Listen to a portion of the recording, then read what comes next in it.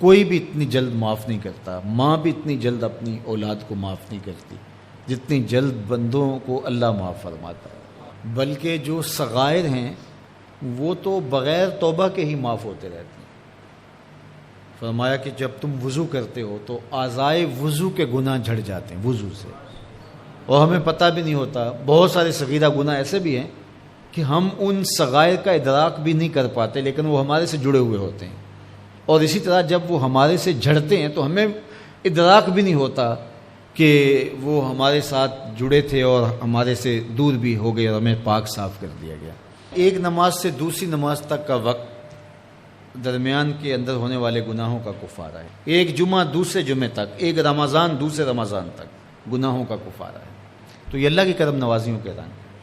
بلکہ فرمایا ہم نے تم کو جو بڑے گناہوں سے منع کر رکھا ہے، اگر تم ان گناہوں سے اپنے آپ کو بچا لو تو ہم اس کے صلے کے اندر تمہارے چھوٹے گناہ ویسے ہی معاف کر دیں۔ ایک تو ہے کہ تم وضو کرو گے تو جھڑیں گے، ایک تو یہ ہے کہ تم کچھ اعمال کرو گے تو اس کی برکت سے یہ گناہ ساتھ جھڑ جائیں گے، لیکن اگر تم بڑے گناہوں سے بچتے رہو گے تو ہم تمہاری اس بات کا اعزاز تمہیں دیتے ہوئے کہ تمہیں اللہ کے حکم کا پاس ہے اور تم بڑے گناہوں سے بچ رہے ہو، اور جو چھوٹے گناہ تم سے سرزد ہو گئے ہم اس بڑے گناہ سے بچنے کی وجہ سے وہ ویسے ہی تمہارے سے ہٹا دیں گے، تمہیں صاف کر دیں گے اس طرح۔ یہ کتنی کرم نوازیاں ہیں۔ اور اگر تم نیکیاں کرتے ہو تو نیکی بھی تمہارے گناہ کو مٹا دیتی ہے۔ اللہ کے محبوب علیہ السلام نے جو 3 وصیتیں کی تھی تو ان میں سے ایک وصیت یہ تھی کہ گناہ تم سے سرزد ہو جائے تو اس کے بعد تم نیکی کرو، کیوں؟ تم ہوہا، جو نیکی ہے وہ گناہ کو مٹا ڈالے گی۔ یہ کیسا اس کا الوہی انتظام ہے کہ ہمارے گناہوں کو مٹانے کے لیے کتنے سامان رکھیں۔ چھوٹے گناہ سرزد ہو گئے ہیں تو وضو کرنے سے، نماز ادا کرنے سے معاف ہو گئے، صدقہ کرنے سے معاف ہو گئے،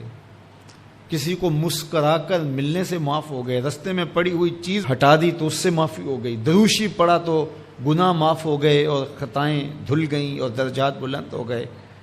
اور نیکی کی تو ساتھ گناہ بھی معاف ہو گئے۔ تو باقی رہی بات کہ کبیرہ گناہ، بڑی بڑی باتیں،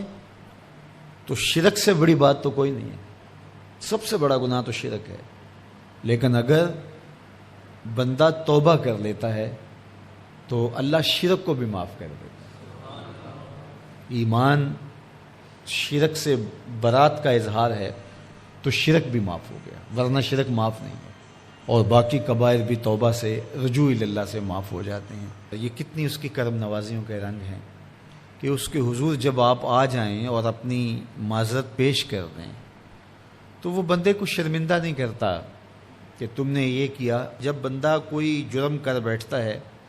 کسی سے زیادتی کر بیٹھتا ہے اور حقیقی زیادتی ہوتی ہے، تو پھر اس کے پاس جاتے ہوئے ڈرتا ہے کہ اس کا رد عمل کیا ہوگا، میں نے یہ زیادتی کی، واقعتاً زیادتی کی۔ اب اس کا سامنا کرتے ہوئے ڈرتا ہے کہ جب میں جاؤں گا معاف کرے گا نہیں کرے گا، دونوں امکان ہوتے ہیں۔ پھر معاف کرے گا تو کتنا رگیدے گا، مجھے کتنا احساس دلائے گا، اور اس کے بعد معاف کرے گا تو بندے کے قدم اٹھتے بھی ہیں، اور کئی وسواس اس کے ساتھ جڑے ہوئے ہوتے ہیں کہ معافی ہوگی یا نہیں ہوگی، اور میری تذلیل ہوگی یا میری کیا صورتحال ہوگی۔ کسی سے بھی معافی مانگتے ہوئے اسی لیے لوگ اڑ جاتے ہیں۔ بعض اوقات وہ جانتے بوجھتے ہوتے ہیں کہ ہم نے یہ زیادتی کی ہے، اپنے بھائی کا دل دکھایا ہے، حق مارا ہے، زیادتی کی ہے، لیکن وہ اس احساس سے بچنے کے لیے تو پھر آہستہ آہستہ آہستہ آہستہ وہ اس کے عادی ہو جاتے ہیں۔ لیکن آپ اور میں گناہ کرتے ہیں تو گناہ کرنے کے بعد جب خیال پیدا ہوا کہ معافی مانگنی چاہیے، تو جب ہم وضو کر کے قدم اٹھاتے ہیں توبہ کے لیے تو ہمیں کوئی ایسا وسوسہ نہیں ہوتا کہ وہ معاف نہیں کرے گا۔ بلکہ حضرت داتا گنج بخش علی حجویری علیہ رحمہ کشف المعجوب میں ایک بزرگ کا قول نقل کیا کہ جس نے توبہ کی اللہ نے اسے معاف کر دیا۔ تو پھر ایک دوسرے بزرگ کا قول پیش کیا، کہا نہیں ایسا نہیں ہے کہ جس نے توبہ کی اللہ نے اسے معاف کر دیا، بلکہ یہ ہے کہ جس کو اللہ نے معاف کرنا تھا اس کو توبہ کی توفیق دے دی۔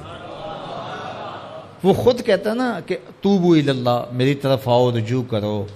اور میری طرف آ کے اپنے گناہوں کی معافی مانگو۔ تو اللہ توبہ کے لیے بلا رہا ہے، تو جب بلا رہا ہے تو اس کا مطلب ہے معاف کر دیا تو بلا رہا ہے نا۔ اب اگر اس کے باوجود بھی کوئی نہیں آتا تو پھر اس کی حماقت اور اس کی بے وقوفی